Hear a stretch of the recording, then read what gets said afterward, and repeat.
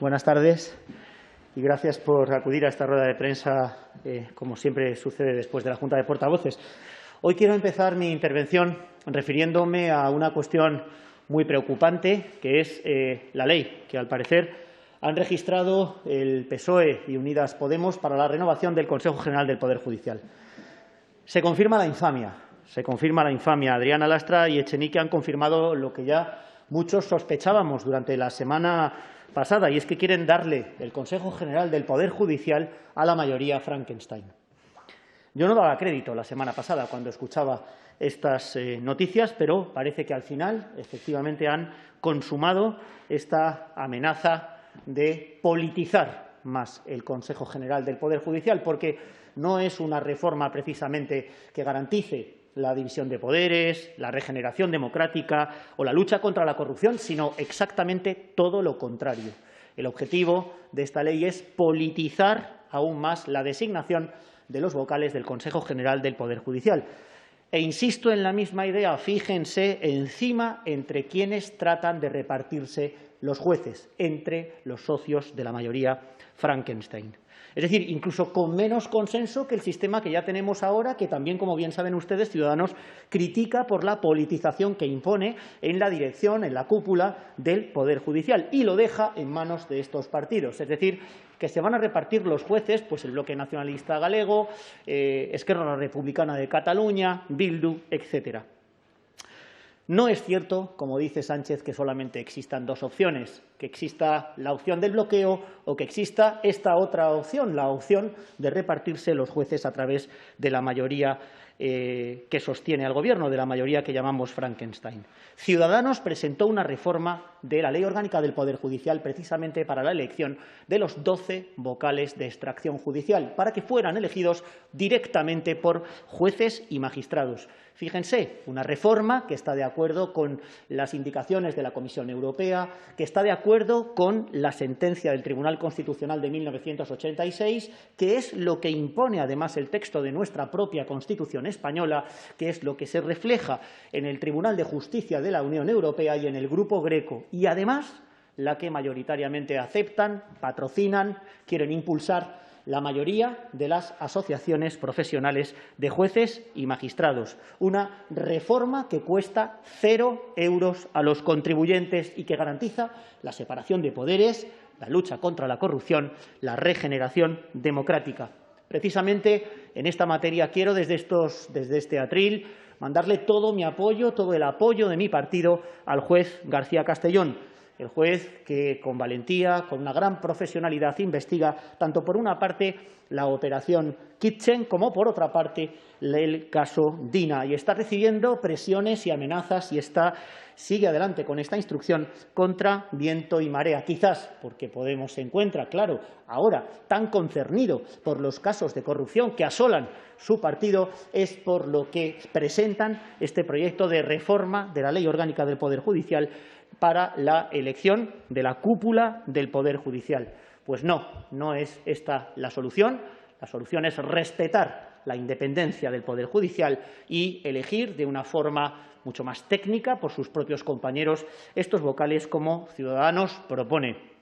Es una tropelía también por parte del Partido Socialista, que trata de cambiar las reglas del juego en mitad del partido.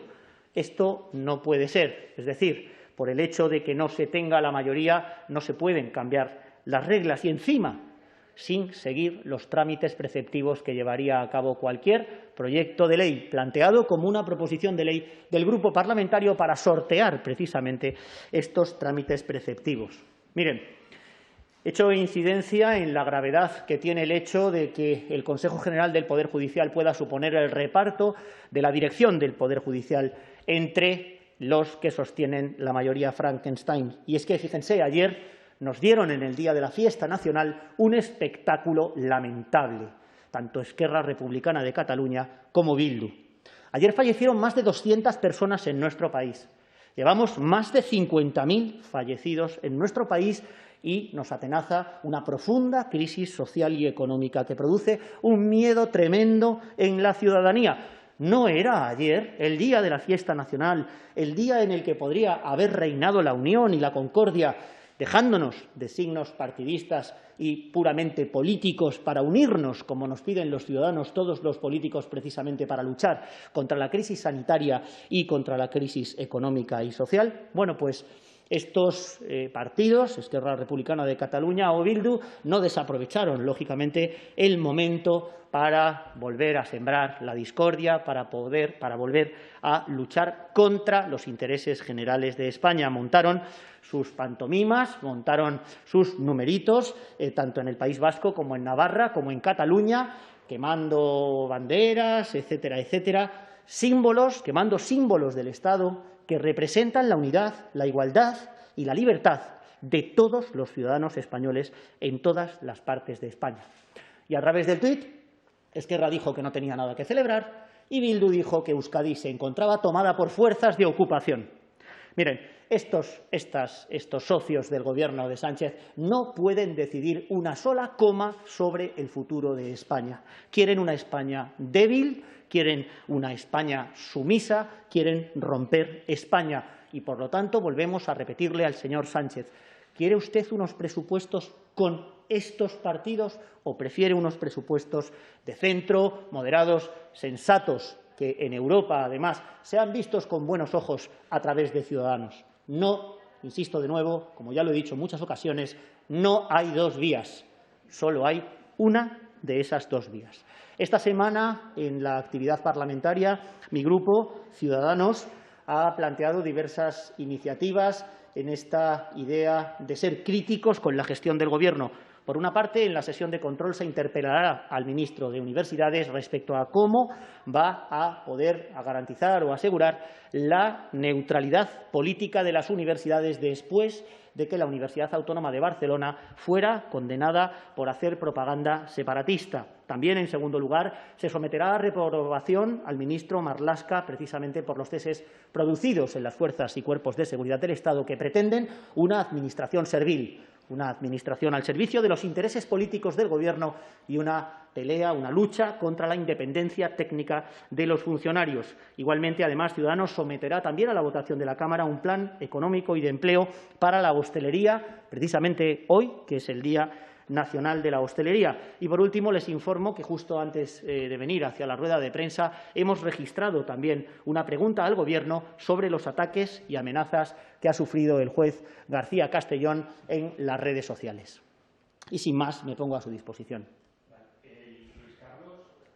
Sí, quería saber si mantienen ustedes el voto en contra de la moción de censura y si van a también plantear un recurso contra la reforma del Consejo del Poder Judicial. Muy bien. Mire, respecto a la moción de censura, en diversas ocasiones hemos mostrado cuál es nuestra opinión al respecto. La consideramos una moción inútil y, además, la consideramos una moción inoportuna, en un momento en que solo deberíamos estar pensando en salvar vidas y en salvar empleos. Sin embargo, la semana que viene, el miércoles y el jueves, vamos a estar todos los diputados encerrados en el Congreso de los Diputados simplemente a través de un aparato puramente propagandístico respecto al partido que la plantea. Es absolutamente inconcebible que con la que está cayendo en España nos planteemos cosas como esta, que no llevan más que a la desunión y que son completamente inútiles. Por lo tanto, evidentemente, nuestro voto no será de apoyo a la moción de censura. En segundo lugar, y en relación con poder ir a los tribunales, lamentablemente tenemos 10 diputados. Desde luego, en nuestra intención está el que podamos acudir con otra fuerza política al Tribunal Constitucional y, desde luego, a poder defender, como yo lo opino, como es mi opinión jurídica, que si esa reforma se lleva a efecto, si finalmente es aprobada la reforma de la Ley Orgánica del Poder Judicial, se pueda declarar su inconstitucionalidad. ¿A alguien le parece razonable que dentro de un Consejo General del Poder Judicial formado por 20 vocales, 8 estén elegidos por mayoría de 3/5 y 12 estén elegidos por mayoría absoluta?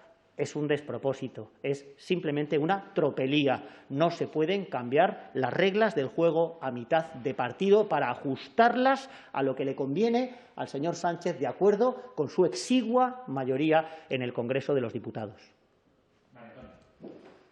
Sí, Sí, hola, buenas tardes, portavoz. Yo quería preguntarle, el próximo jueves viene el ministro Illa a informar sobre el estado de alarma, cuál va a ser su posición y si en caso de que el Gobierno decidiera que es necesario ampliar el decreto, ¿cuál sería su voto? Muy bien. En primer lugar, efectivamente, hoy en la Junta de Portavoces se ha tratado este tema como primer punto del orden del día. Del jueves, el ministro de Sanidad vendrá a informar al Congreso de los Diputados, como es su obligación formando parte del Gobierno, sobre el estado de alarma decretado en Madrid. Nuestra postura en este sentido ha quedado meridianamente clara en las palabras de mi compañero, el vicepresidente de la Comunidad de Madrid, el señor Aguado, que ha señalado, que ha indicado, que ha intentado hasta el último minuto encontrar una solución alternativa o subsidiaria a la declaración del estado de alarma. En este sentido, parece de pura lógica que si otras comunidades autónomas tienen unas restricciones de movilidad y otras restricciones semejantes a las que tiene Madrid y no tienen declarado el estado de alarma, pues esta solución alternativa, que era perfectamente viable, que ha defendido el señor Aguado, ha sido y es la que nos parece la óptima. Por otra parte, permítame también que le diga que parece mentira que, estando prácticamente todo el mundo de acuerdo en cuanto al fondo del asunto, estando todo el mundo más o menos de acuerdo en que son necesarias unas restricciones de movilidad, sin embargo, estén discutiendo por la forma, por el instrumento jurídico, por si hay que declarar formalmente esta cosa o formalmente esta otra cosa, simplemente lo que no es más que una herramienta jurídica. Pongámonos de acuerdo, lleguemos ya de una vez a un acuerdo, porque es lo que los ciudadanos nos demandan. Los ciudadanos, desde luego, el viernes, yo creo que a todos nos ha pasado, estaban desorientados absolutamente. No daban crédito a que estuviera pasando esto. Es responsabilidad del Gobierno de España dejar de utilizar este tipo de herramientas jurídicas, estas declaraciones, como arma política arrojadiza contra el adversario. Es la responsabilidad del Gobierno. El Gobierno tiene todas las competencias en la gestión de una pandemia internacional que viene mediante declaración de la Organización Mundial de la Salud, como dice la legislación sanitaria. Primero miró para otro lado, después utiliza el estado de alarma como un arma política. En fin, yo creo que esto es algo bastante incomprensible y los ciudadanos no pueden de ninguna forma comprenderlo porque no tiene ninguna utilidad. Y, en segundo lugar, y en cuanto a la prórroga, acabo, antes de bajar, de ver un teletipo de una agencia de noticias que dice que, en principio, el Partido Socialista no se plantea la prórroga del estado de alarma. Entonces, pues, si ni siquiera se la plantea, yo creo que le deberían preguntar al Gobierno si efectivamente se va a plantear esta prórroga y, cuando llegue la semana que viene, en virtud de qué criterios, exigiendo, yo siempre lo he exigido desde estas ruedas de prensa y mis declaraciones, que se tomen las medidas proporcionadas a la gravedad de las cosas que están pasando y que tomen estas medidas siempre los técnicos, nunca por criterios de naturaleza política. Hola, buenas tardes. Quería preguntarle, porque han dicho que a ustedes sí que les gustaría acudir al Tribunal Constitucional, pero que solo tienen 10 diputados y no pueden hacerlo, si han hablado con el Partido Popular para intentar presentar un recurso conjunto en el caso de que finalmente se apruebe esta reforma. La noticia es de esta mañana, ha sido muy rápida, la verdad. Y vuelvo a insistir en lo que he dicho antes. Yo, sinceramente, durante la semana pasada, cuando me lo planteaban, decía, hombre, no se atreverán a hacer esto, esta insensatez de que una parte de un mismo órgano esté elegida por una mayoría parlamentaria y otra parte, la mayoritaria, esté elegido por otra mayoría, en la tendencia clara hacia la ruptura de la separación de poderes y la politización de la justicia. Es mi intención, desde luego, el ponerme en contacto con otras fuerzas políticas al efecto de poder hablar de este tema. Pero, claro, tenga en cuenta que, una vez que en nuestra legislación se derogó en un momento determinado la cuestión previa de inconstitucionalidad, ahora no nos queda otro remedio que esperar a ver si el Partido Socialista lleva a la Cámara la iniciativa, se toma en consideración, pasa por la correspondiente comisión y finalmente termina en la aprobación de pleno al tratarse de una ley orgánica.